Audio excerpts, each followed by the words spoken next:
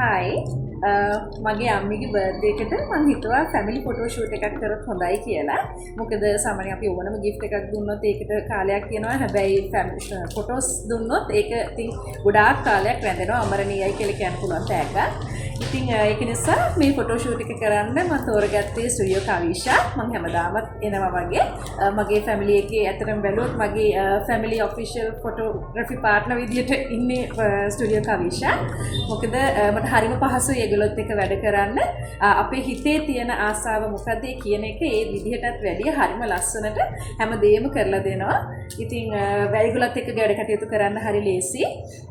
අපි බලාපොරොත්තු වෙනවටත් වඩා උසස් සේවයක් ඒගොල්ලන්ගේ සාධාරණ මුදලකට අපි ආස විදිහට හැමදේම ලස්සනට කරලා දෙනවා. ඉතින් thank you very much studio Kavisha.